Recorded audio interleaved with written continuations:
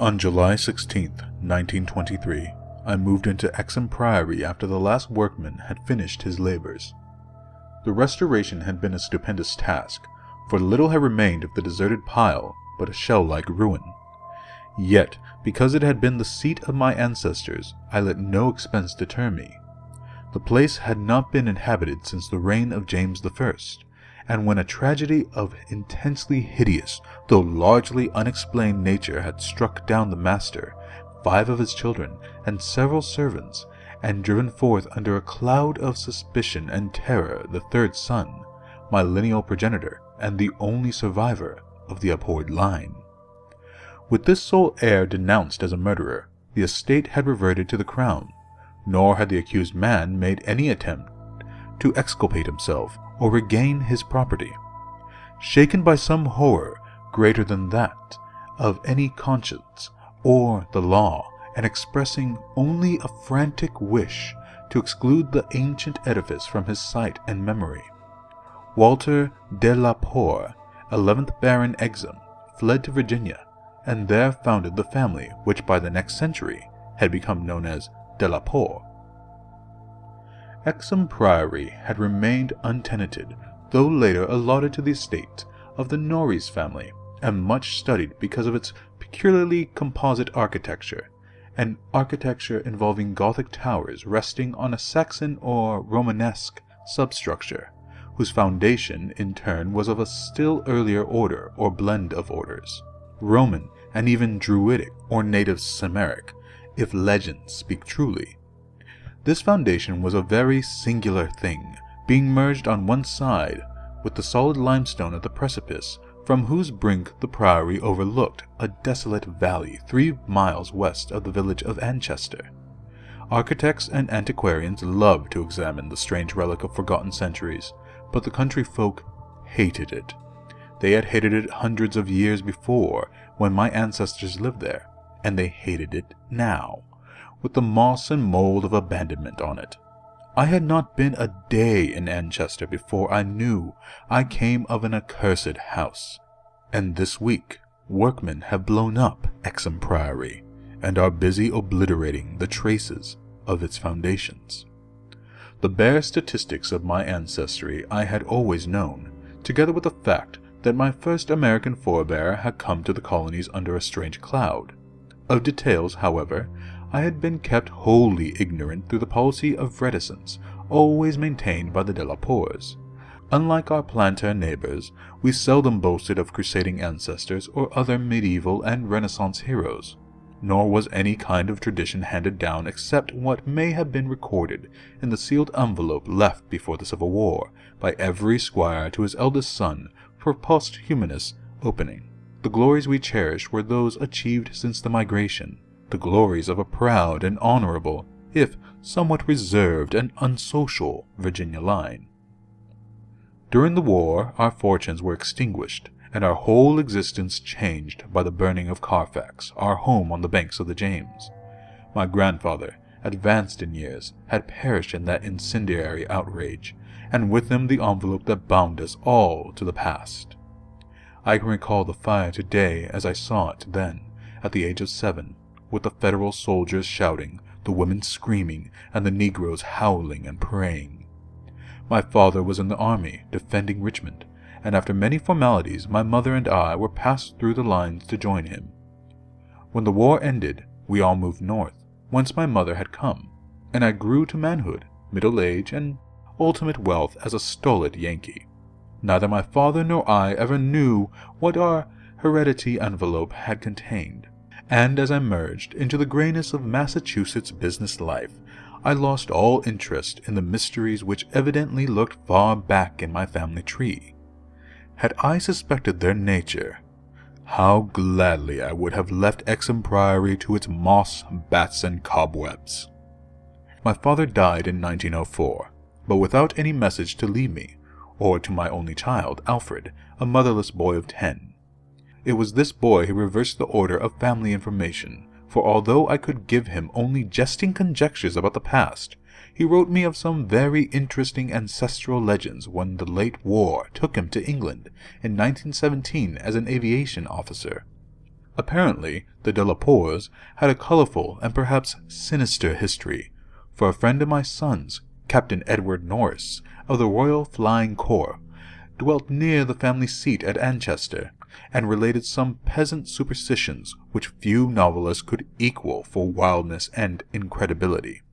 Norris himself, of course, did not take them seriously, but they amused my son and made good material for his letters to me. It was this legendary which definitely turned my attention to my transatlantic heritage, and made me resolve to purchase and restore the family seat, which Norris showed to Alfred in its picturesque desertion, and offered to get for him at a surprisingly reasonable figure, since his own uncle was the present owner. I bought Exham Priory in 1918, but was almost immediately distracted from my plans of restoration by the return of my son as a maimed invalid. During the 2 years that he lived, I thought of nothing but his care, having even placed my business under the direction of partners. In 1921, as I found myself bereaved and aimless, a retired manufacturer no longer young, I resolved to divert my remaining years with my new possession. Visiting Anchester in December, I was entertained by Captain Norris, a plump, amiable young man who had thought much of my son, and secured his assistance in gathering plans and anecdotes to guide in the coming restoration.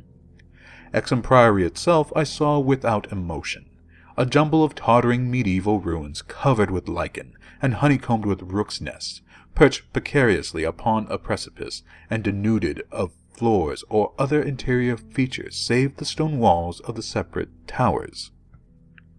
As I gradually recovered the image of the edifice as it had been when my ancestors left it over 3 centuries before, I began to hire workmen for the reconstruction.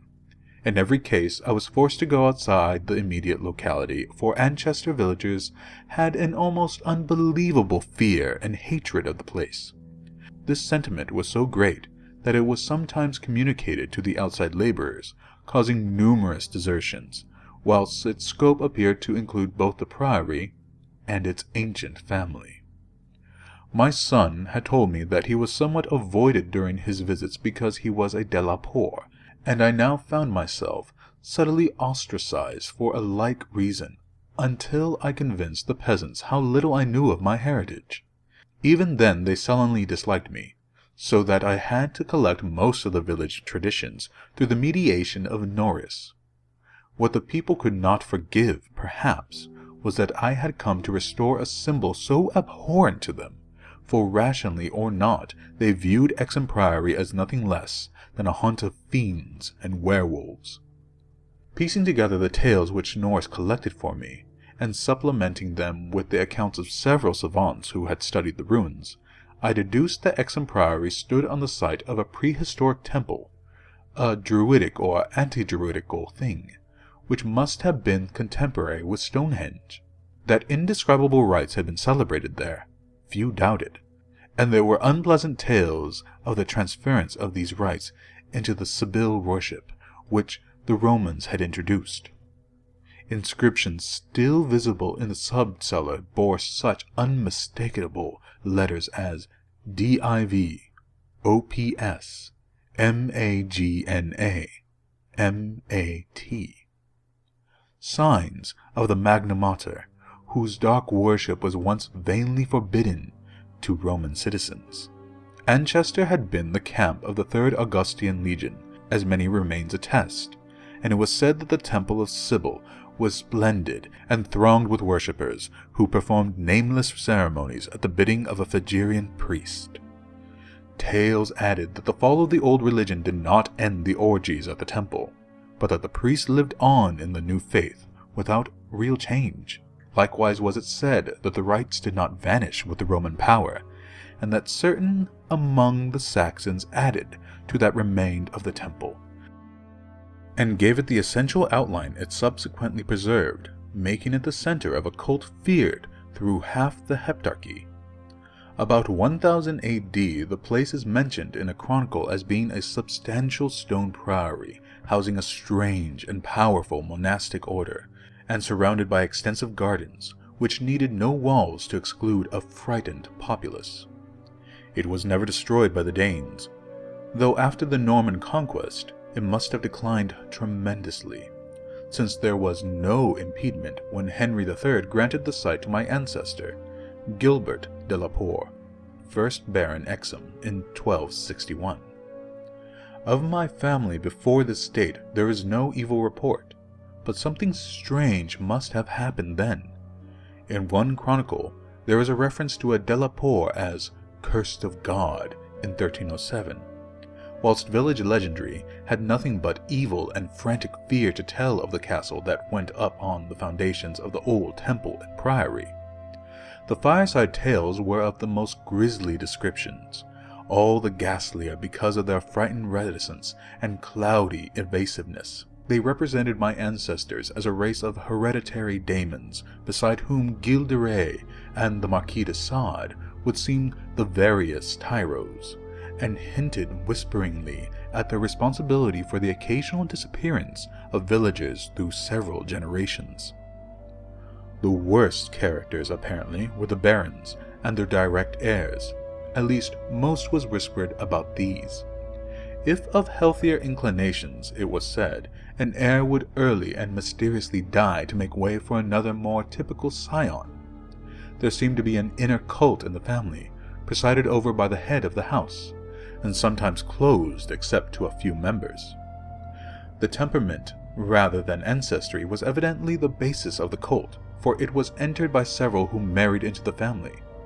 Lady Margaret Trevor from Cornwall, wife Godfrey, the second son of the 5th Baron, became a favorite bane of children all over the countryside, and the daemon heroine of a particularly horrible old ballad, not yet extinct near the Welsh border. Preserved in balladry too, though not illustrating the same point, is the hideous tale of Lady Mary de la Poer, who shortly after her marriage to the Earl of Shrewsfield was killed by him and his mother, both of the slayers being absolved and blessed by the priest, to whom they confessed what they dared not repeat to the world. These myths and ballads, typical as they were of crude superstition, repelled me greatly. Their persistence and their application to so long a line of my ancestors were especially annoying, whilst the imputations of monstrous habits proved unpleasantly reminiscent of the one known as scandal of my immediate forebears, the case of my cousin, young Randolph de la Poer of Carfax, who went among the Negroes and became a voodoo priest after he returned from the Mexican War. I was much less disturbed by the vaguer tales of wails and howlings in the barren, wind-swept valley beneath the limestone cliff, of the graveyard stenches after the spring rains, of the floundering, squealing white thing on which Sir John Clave's horse had trod on one night in a lonely field, and of the servant who had gone mad at what he saw in the priory in the full light of day. These things were hackneyed, spectral lore, and I was at the time a pronounced skeptic. The accounts of vanished peasants were less to be dismissed, though not especially significant in the view of medieval custom. Prying curiosity meant death, and more than one severed head had been publicly shown on the bastions, now effaced, around Exham Priory. A few of the tales were exceedingly picturesque, and made me wish I had learnt more of the comparative mythology in my youth. There was, for instance, the belief that a legion of bat-winged devils kept witches' Sabbath each night at the priory, a legion whose sustenance might explain the disproportionate abundance of coarse vegetables harvested in the vast gardens. And, most vivid of all, there was the dramatic epic of the rats, the scampering army of obscene vermin which had burst forth from the castle 3 months after the tragedy that doomed it to desertion. The lean, filthy, ravenous army which had swept all before it and devoured fowl, cats, dogs, hogs, sheep, and even 2 hapless human beings before its fury was spent. Around that unforgettable rodent army, a whole separate cycle of myths revolves, for it scattered among the village homes and brought curses and horrors in its train. Such was the lore that assailed me as I pushed to completion, with an elderly obstinacy, the work of restoring my ancestral home. It must not be imagined for a moment that these tales formed my principal psychological environment. On the other hand, I was constantly praised and encouraged by Captain Norris and the antiquarians who surrounded and aided me. When the task was done, over 2 years after its commencement, I viewed the great rooms, wainscoted walls, vaulted ceilings, mullioned windows, and a broad staircase with a pride which fully compensated for the prodigious expense of the restoration. Every attribute of the Middle Ages was cunningly reproduced, and the new parts blended perfectly with the original walls and foundations. The seat of my fathers was complete, and I looked forward to redeeming at last the local fame of the line which ended in me. I would reside here permanently, and prove that a Delaporte, for I had adopted again the original spelling of the name, needed not be a fiend. My comfort was perhaps augmented by the fact that, although Exham Priory was medievally fitted, its interior was in truth wholly new and free from old vermin and old ghosts alike. As I have said, I moved in on July 16th, 1923. My household consisted of 7 servants and 9 cats, of which latter species I am particularly fond. My eldest cat was 7 years old and had come with me from my home in Bolton, Massachusetts. The others I had accumulated whilst living with Captain Norris's family during the restoration of the priory. For 5 days our routine proceeded with the utmost placidity, my time being spent mostly in the codification of old family data. I had now obtained some very circumstantial accounts of the final tragedy and flight of Walter Delaporte, which I conceived to be the probable contents of the hereditary paper lost in the fire at Carfax. It appeared that my ancestor was accused, with much reason, of having killed all the other members of his household, except 4 servant confederates, in their sleep, about 2 weeks after a shocking discovery which changed his whole demeanor, but which, except by implication, he disclosed to no one save perhaps the servants who assisted him, and afterwards fled beyond reach. This deliberate slaughter, which included a father, 3 brothers, and 2 sisters, was largely condoned by the villagers, and so slackly treated by the law that its perpetrator escaped honored, unharmed, and undisguised to Virginia, the general whispered sentiment being that he had purged the land of an immemorial curse. What discovery had prompted an act so terrible, I could scarcely even conjecture. Walter Delaporte must have known for years the sinister tales about his family, so that this material could have given him no fresh impulse. Had he, then, witnessed some appalling ancient rite, or stumbled upon some frightful and revealing symbol in the priory or its vicinity? He was reputed to have been a shy, gentle youth in England. In Virginia, he seemed not so much hard or bitter as harassed and apprehensive. He was spoken of in the diary of another gentleman adventurer, Francis Harley of Bellevue, as a man of unexampled justice, honor, and delicacy. On July 22nd occurred the first incident which, though lightly dismissed at the time, takes on a preternatural significance in relation to later events.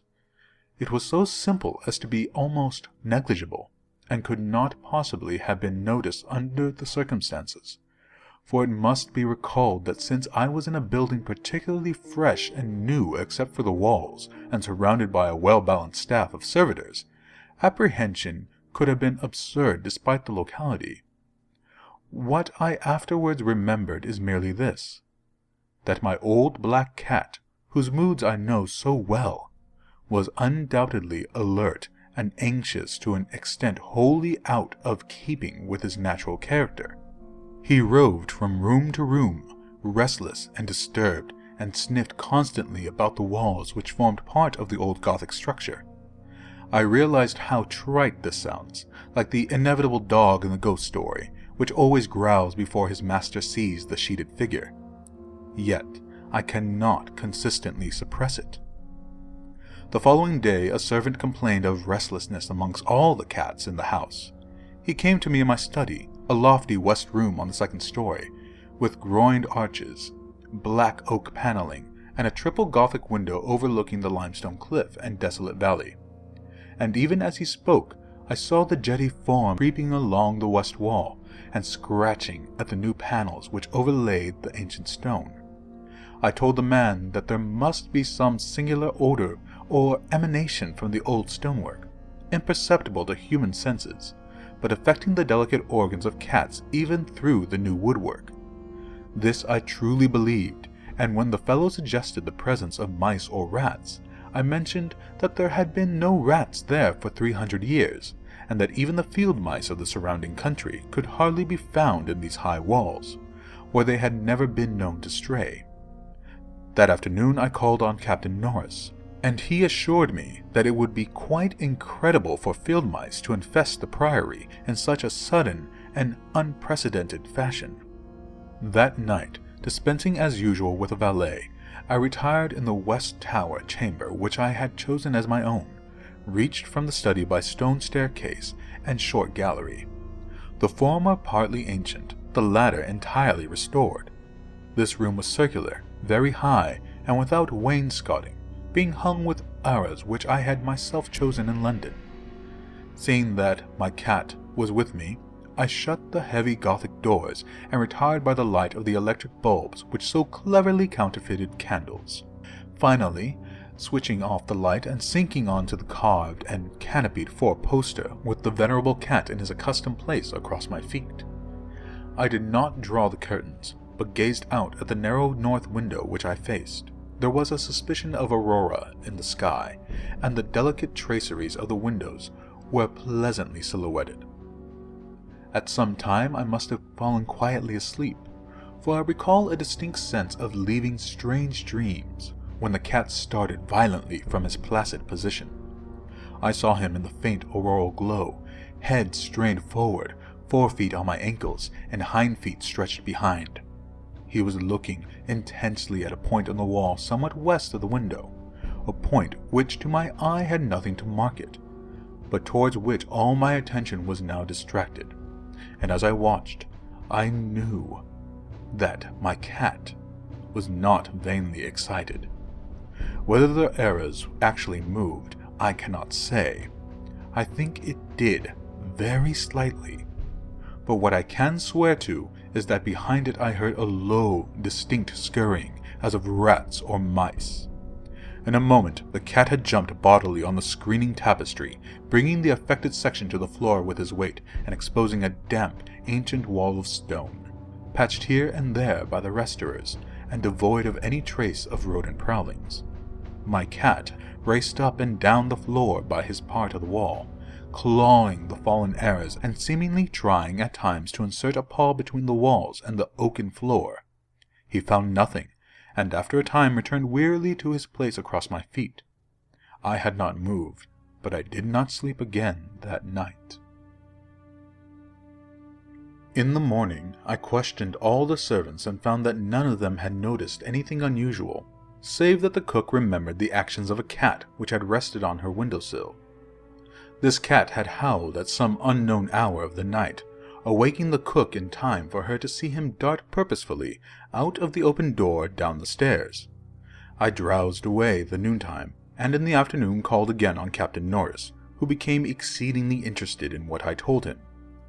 The odd incidents, so slight yet so curious, appealed to his sense of the picturesque, and elicited from him a number of reminiscences of local ghostly lore. We were genuinely perplexed at the presence of rats, and Norris lent me some traps and Paris green, which I had the servants place in strategic localities when I returned. I retired early, being very sleepy, but was harassed by dreams of the most horrible sort. I seemed to be looking down from an immense height upon a twilit grotto, knee-deep with filth, where a white-bearded Damon swineherd drove about with his staff a flock of fungus, flabby beasts whose appearance filled me with unutterable loathing. Then, as the swineherd paused and nodded over his task, a mighty swarm of rats rained down on the stinking abyss and fell to devouring beasts and man alike. From this terrific vision, I was abruptly awakened by the motions of my cat, who had been sleeping as usual across my feet. This time I did not have to question the source of his snarls and hisses, and of the fear which made him sink his claws into my ankle, unconscious of their effect. for on every side of the chamber the walls were alive with nauseous sound. The verminous slithering of ravenous, gigantic rats. There was now no aurora to show the state of the arras, the fallen section of which had been replaced, but I was not too frightened to switch on the light. As the bulbs leapt into radiance, I saw a hideous shaking all over the tapestry, causing the somewhat peculiar designs to execute a singular dance of death. This motion disappeared almost at once, and the sound with it. Springing out of bed, I poked at the arras with the long handle of a warming pan that rested near, and lifted one section to see what lay beneath. There was nothing but the patched stone wall, and even the cat had lost his tense realization of abnormal presences. When I examined the circular trap that had been placed in the room, I found all of the openings sprung, though no trace remained of what had been caught and had escaped.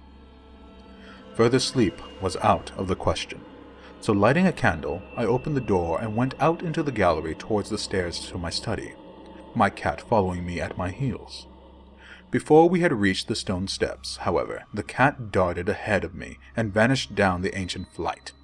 As I descended the stairs myself, I became suddenly aware of sounds in the great room below, sounds of a nature which could not be mistaken.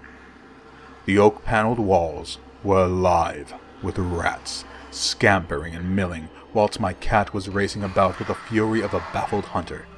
Reaching the bottom, I switched on the light, which did not, this time, cause the noise to subside. The rats continued their riot, stampeding with such force and distinctness that I could finally assign to their motions a definite direction. These creatures, in number apparently inexhaustible, were engaged in one stupendous migration from inconceivable heights to some depth conceivably or inconceivably below. I now heard steps in the corridor, and in another moment 2 servants pushed open the massive door. They were searching the house for some unknown source of disturbance which had thrown all the cats into a snarling panic and caused them to plunge precipitately down several flights of stairs and squat, yowling, before the closed door to the sub-cellar. I asked them if they had heard the rats, but they replied in the negative. And when I turned to call their attention to the sounds in the panels, I realized that the noise had ceased. With the 2 men, I went down to the door of the sub-cellar, but found the cats already dispersed. Later, I resolved to explore the crypt below, but for the present I merely made a round of the traps. All were sprung, yet all were tenantless. Satisfying myself that no one had heard the rats, save the felines and me, I sat in my study till morning, thinking profoundly and recalling every scrap of legend I had unearthed concerning the building I inhabited. I slept some in the forenoon, leaning back in the one comfortable library chair which my medieval plan of furnishing could not banish. Later, I telephoned to Captain Norris, who came over and helped me explore the sub-cellar. Absolutely nothing untoward was found, although we could not repress a thrill at the knowledge that this vault was built by Roman hands. Every low arch and massive pillar was Roman, not the debased Romanesque of the bungling Saxons, but the severe and harmonious classism of the age of the Caesars. Indeed, the walls abounded with inscriptions familiar to the antiquarians who had repeatedly explored the place. Things like Begeti, Prop, Temp, Dona, and Leprec vis Pontifi Attis. The reference to Attis made me shiver, for I had recalled Catullus and knew something of the hideous rites of the Eastern god, whose worship was so mixed with that of the Sibyl. Norris and I, by the light of lanterns, tried to interpret the odd and nearly effaced designs on certain irregularly rectangular blocks of stone generally held to be altars, but could make nothing of them. We remembered that one pattern, a sort of rayed sun, was held by students to imply a non-Roman origin, suggesting that these altars had been merely adopted by the Roman priests for some older and perhaps aboriginal temple on the same site. On one of these blocks, were some brown stains which made me wonder. The largest, in the center of the room, had certain features on the upper surface which indicated its connection with fire, probably burnt offerings. Such were the sights in that crypt before whose doors the cats had howled, and where Norris and I now determined to pass the night. Couches were brought down by the servants, who were told not to mind any nocturnal actions of the cats, and my cat was admitted as much for help as for companionship. We decided to keep the great oak door, a modern replica with slits for ventilation, tightly closed, and with this attended to, we retired with lanterns still burning to await whatever might occur. The vault was very deep in the foundations of the priory, and undoubtedly far down on the face of the beetling limestone cliff overlooking the waste valley. That it had been the goal of the scuffling and unexplainable rats I could not doubt, though why I could not tell. As we lay there expectantly, I found my vigil occasionally mixed with half-formed dreams from which the uneasy motions of the cats across my feet would rouse me. These dreams were not wholesome, but horribly like the one I had the night before. I saw again the twilight grotto, and the swineherd with his unmentionable fungus beast wallowing in filth, and as I looked at these things they seemed nearer and more distinct, so distinct that I could almost observe their features. Then I did observe the flabby features of one of them, and awake with such a scream that my cat started up, whilst Captain Norris, who had not slept, laughed considerably. Norris might have laughed more, or perhaps less, had he known what it was that made me scream. But I did not remember myself till later. Ultimate horror often paralyzes memory in a merciful way. Norris waked me when the phenomena began. Out of the same frightful dream I was called by his gentle shaking and his urging to listen to the cats. Indeed, there was much to listen to, for beyond the closed door at the head of the stone steps was a veritable nightmare of feline yelling and clawing, whilst my cat, unmindful of his kindred outside, was running excitedly along the bare stone walls, in which I heard the same babble of scurrying rats that had troubled me the night before. An acute terror now rose within me, for here were anomalies which nothing normal could well explain. These rats, if not the creatures of a madness which I shared with the cats alone, must be burrowing and sliding in Roman walls I had thought to be of solid limestone blocks. Unless, perhaps, the action of water through more than 17 centuries had eaten winding tunnels which rodent bodies had worn clear and ample. But even so, the spectral horror was no less, for if these were living vermin, why did not Norris hear their disgusting commotion? Why did he urge me to watch my cat and listen to the other cats outside? And why did he guess wildly and vaguely at what could have aroused them? By the time I had managed to tell him, as rationally as I could, what I thought I was hearing, my ears gave me the last fading impression of the scurrying, which had retreated still downwards. Far underneath the steepest of subcellars, still it seemed as if the whole cliff below were riddled with questing rats. Norris was not as skeptical as I had anticipated, but instead seemed profoundly moved. He motioned to me to notice that the cats at the door had ceased their clamor, as if giving up the rats for lost, whilst my cat had a burst of renewed restlessness and was clawing frantically around the bottom of the large stone altar in the center of the room, which was nearer Norris's couch than mine. My fear of the unknown was at this point very great. Something astounding had occurred, and I saw that Captain Norris, a younger, stouter, and presumably more naturally materialistic man, was affected fully as much as myself, perhaps because of his lifelong and intimate familiarity with local legend. We could, for the moment, do nothing but watch the old black cat as he pawed with decreasing fervor at the base of the altar, occasionally looking up and mewing to me in that persuasive manner which he used when he wished me to perform some favor for him.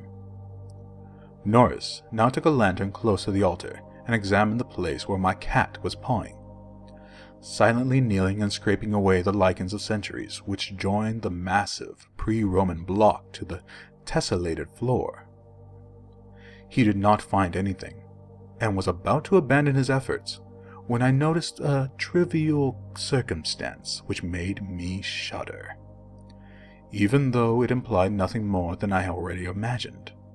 I told him of it, and we both looked at its almost imperceptible manifestation with the fixedness of fascinated discovery and acknowledgement.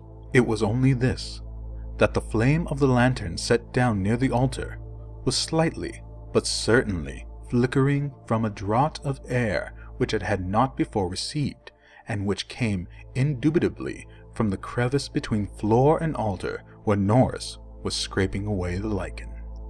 We spent the rest of the night in the brilliantly lighted study, nervously discussing what we should do next. The discovery that some vault deeper than the deepest known masonry of the Romans underlay this accursed pile, some vault unsuspected by the curious antiquarians of 3 centuries, would have been sufficient to excite us without any background of the sinister.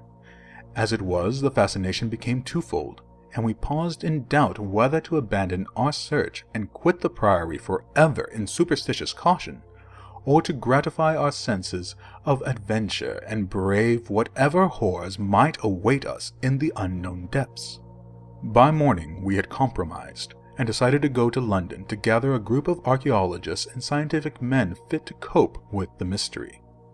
It should be mentioned that before leaving the sub-cellar, we had vainly tried to move the central altar, which we now recognized as the gate to a new pit of nameless fear.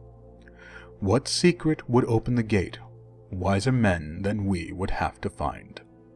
During many days in London, Captain Norris and I presented our facts, conjectures, and legendary anecdotes to 5 eminent authorities, all men who could be trusted to respect any family disclosures which future explorations might develop. We found most of them little disposed to scoff, but instead intensely interested and sincerely sympathetic. It is hardly necessary to name them all, but I may say that they included Sir William Brinton, whose excavations in the Troad excited most of the world in their day. As we all took the train for Anchester, I felt myself poised on the brink of frightful revelations, a sensation symbolized by the air of mourning among the many Americans at the unexpected death of the President on the other side of the world. On the evening of August 7th, we reached Exham Priory, where the servants assured me that nothing unusual had occurred. The cats, even my cat, had been perfectly placid, and not a trap in the house had been sprung. We were to begin exploring on the following day, awaiting which I assigned well-appointed rooms to all my guests. I myself retired in my own tower chamber, with my cat across my feet. Sleep came quickly, but hideous dreams assailed me. There was a vision of a Roman feast, like that of Trimalchio, with a horror in a covered platter. Then came that damnable, recurring thing about the swineherd and his filthy drove in the twilight grotto. Yet when I awoke it was full daylight, with normal sounds in the house below. The rats, living or spectral, had not troubled me, and my cat was quietly asleep. On going down, I found that the same tranquillity had prevailed elsewhere, a condition which one of the assembled savants, a fellow named Thornton, devoted to the psychic, rather absurdly laid to the fact that I had now been shown the thing which certain forces had wished to show me. All was now ready, and at 11 a.m. our entire group of 7 men, bearing powerful electric searchlights and implements of excavation, went down to the sub-cellar and bolted the door behind us. My cat was with us, for the investigators found no occasion to despise his excitability, and were indeed anxious that he be present in case of obscure rodent manifestations. We noted the Roman inscriptions and unknown altar designs only briefly, for 3 of the savants had already seen them and all knew their characteristics. Prime attention was paid to the momentous central altar, and within an hour Sir William Brinton had caused it to tilt backwards, balanced by some unknown species of counterweight. There now lay revealed such a horror as would have overwhelmed us had we not been prepared. Through a nearly square opening in the tiled floor, sprawling on a flight of stone steps so prodigiously worn that it was little more than an inclined plane at the center, was a ghastly array of human or semi-human bones. Those which retained their collocations as skeletons showed attitudes of panic fear, and overall were the marks of rodent gnawing. The skulls denoted nothing short of utter idiocy, cretinism, or primitive semi-apedom. Above the hellishly littered steps arched a descending passage seemingly chiseled from the solid rock, and conducting a current of air. This current was not a sudden and noxious rush as from a closed vault, but a cool breeze with something of freshness in it. We did not pause long, but shiveringly began to clear a passage down the steps. It was then that Sir William, examining the hewn walls, made the odd observation that the passage, according to the direction of the strokes, must have been chiseled from beneath. I must be very deliberate now and choose my words. After plowing down a few steps amidst the gnawed bones, we saw that there was light ahead. Not any mystic phosphorescence, but a filtered daylight which could not come except from unknown fissures in the cliff that overlooked the waste valley. That such fissures had escaped notice from outside was hardly remarkable, for not only is the valley wholly uninhabited, but the cliff is so high and beetling that only an aeronaut could study its face in detail. A few steps more, and our breaths were literally snatched from us by what we saw. So literally that Thornton, the psychic investigator, actually fainted in the arms of the dazed man who stood behind him. Norris, his plump face utterly white and flabby, simply cried out inarticulately, whilst I think that what I did was to gasp or hiss and cover my eyes. The man behind me, the only one of the party older than I, croaked the hackneyed, "My God!" in the most cracked voice I ever heard. Of 7 cultivated men, only Sir William Brinton retained his composure, a thing more to his credit because he led the party and must have seen the sights first. It was a twilit grotto of enormous height, stretching away farther than any eye could see, a subterraneous world of limitless mystery and horrible suggestion.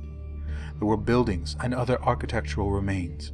In one terrified glance, I saw a weird pattern of tumuli, a savage circle of monoliths, a low-domed Roman ruin, a sprawling Saxon pile, and an early English edifice of wood. But all these were dwarfed by the ghoulish spectacle represented by the general surface of the ground. For yards about the steps extended an insane tangle of human bones, or bones at least as human as those on the steps. Like a foamy sea they stretched, some fallen apart, but others wholly or partly articulated as skeletons. These latter invariably in postures of demoniac frenzy, either fighting off some menace or clutching other forms with cannibal intent. When Dr. Trask, the anthropologist, stooped to classify the skulls, he found a degraded mixture which utterly baffled him. They were mostly lower than the built-down man in the scale of evolution, but in every case, definitely human. Many were of higher grade, and a very few were the skulls of supremely and sensitively developed types. All the bones were gnawed, mostly by rats, but somewhat by others of the half-human drove. Mixed with them were many tiny bones of rats, fallen members of the lethal army which closed the ancient epic. I wonder that any man among us lived and kept his sanity through that hideous day of discovery. Not Hoffman or Huysmans could conceive a scene more wildly incredible, more frenetically repellent, or more gothically grotesque than the twilit grotto through which we 7 staggered, each stumbling on revelation after revelation, and trying to keep for the nonce from thinking of the events which must have taken place there 300 years, or 1,000, or 2,000, or 10,000 years ago. It was the antechamber of hell, and poor Thornton fainted again when Trask told him that some of the skeleton things must have descended as quadrupeds through the last 20 or more generations. Horror piled on horror as we began to interpret the architectural remains. The quadruped things, with their occasional recruits from the biped class, had been kept in stone pens out of which they must have broken in their last delirium of hunger or rat fear. There had been great herds of them, evidently fattened on the coarse vegetables whose remains could be found as sort of poisonous ensilage at the bottom of huge stone bins older than Rome. I knew now why my ancestors had such excessive gardens. Would to heaven I could forget! The purpose of the herds I did not have to ask. Sir William, standing with a searchlight in the Roman ruin, translated aloud the most shocking ritual I have ever known, and told of the diet of the antediluvian cult which the priests of Sybil found and mingled with their own. Norris, used as he was to the trenches, could not walk straight when he came out of the English building. It was a butcher shop and kitchen. He had expected that, but it was too much to see familiar English implements in such a place, and to read familiar English graffiti there, some as recent as 1610. I could not go in that building whose daemon activities were stopped only by the dagger of my ancestor Walter Delapour. What I did venture to enter was the low Saxon building, whose oaken doors had fallen, and there I found a terrible row of 10 stone cells with rusty bars. 3 had tenants, all skeletons of high grade, and on the bony forefinger of one I found a seal ring with my own coat of arms. Sir William found a vault with far older cells below the Roman chapel, but these cells were empty. Below them was a low crypt with cases of formally arranged bones, some of them bearing terrible parallel inscriptions carved in Latin, Greek, and the tongue of Phrygia. Meanwhile, Dr. Trask had opened one of the prehistoric tumuli and brought to light skulls which were slightly more human than a gorilla's, and which bore indescribable ideographic carvings. Through all this horror, my cat stalked unperturbed. Once I saw him monstrously perched atop a mountain of bones, and wondered at the secrets that might lie behind his yellow eyes.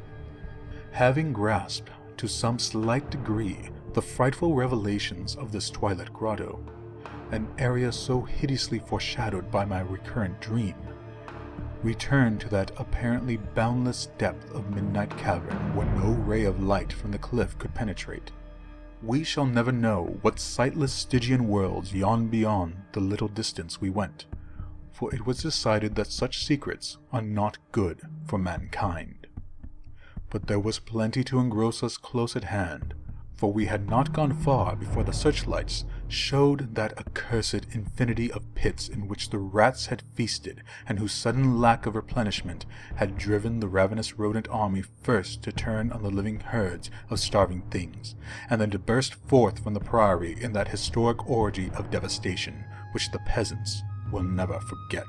God, those carrion black pits of sod-picked bones and open skulls, those nightmare chasms choked with pithecanthropoid, Celtic, Roman, and English bones of countless unhallowed centuries. Some of them were full, and none can say how deep they had once been. Others were still bottomless to our searchlights, and peopled by unnameable fancies. What, I thought, of the hapless rats that stumbled into such traps amidst the blackness of their quest in this grisly Tartarus? Once, my foot slipped near a horribly yawning brink, and I had a moment of ecstatic fear. I must have been musing a long time, for I could not see any of the party but the plump Captain Norris. Then there came a sound from that inky, boundless, farther distance than I thought I knew, and I saw my old black cat dart past me like a winged Egyptian god, straight into the illimitable gulf of the unknown. But I was not far behind, for there was no doubt after another second. It was the eldritch scurrying of those fiend-born rats, always questing for new horrors, and determined to lead me on even unto those grinning caverns of Earth's center, where Nyarlathotep, the mad, faceless god, howls blindly to the piping of two amorphous idiot flute players. My searchlight expired, but still I ran. I heard voices and yowls and echoes, but above all, there gently rose that impious, insidious scurrying, gently rising and rising as a stiff, bloated corpse gently rises above an oily river that flows under endless onyx bridges to black, putrid sea. Something bumped into me, something soft and plump. It must have been the rats, the viscous, gelatinous, ravenous army that feasts on the dead and the living. Why shouldn't rats eat a Delapour as a Delapour eats forbidden things? The war ate my boy, damn them all! And the Yanks ate Carfax with flames and burnt Grandshire Delapour the secret. No, I tell you, I am not that Damon swineherd in the Twilight Grotto. It was not Edward Norris's fat face on that flabby fungus thing. Who says I am a Delapour? He lived, but my boy died. Shall a Norris hold the lands of a Delapour? It's voodoo, I tell you. That spotted snake. Curse you, Thornton. I'll teach you to faint at what my family do. Sblood the stinkard. I'll learn you how to gust. World ye swank me thick wis. Magna Mater, Atis, Dia, Ad Arhak, Ad Aron, August Abbas, Dunak Ort, Dunas Ort, August Liet,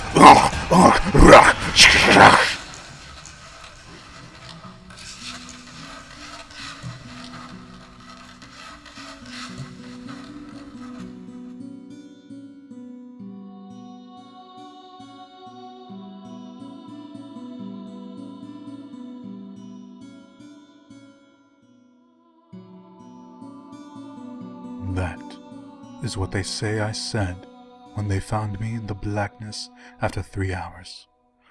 Found me crouching in the blackness of the plump, half-eaten body of Captain Norris, with my own cat leaping and tearing at my throat. Now they have blown up Exham Priory, taken my cat away from me, and shut me into this barred room at Hanwell with fearful whispers about my heredity and experiences. Thornton is in the next room, but they prevent me from talking to him. They are trying, too, to suppress most of the facts concerning the Priory. When I speak of poor Norris, they accuse me of a hideous thing, but they must know that I did not do it. They must know it was the rats. The slithering, scurrying rats whose scampering will never let me sleep. The Damon rats that race behind the padding in this room and beckon me down to greater horrors than I have ever known. The rats they can never hear. The rats in the walls.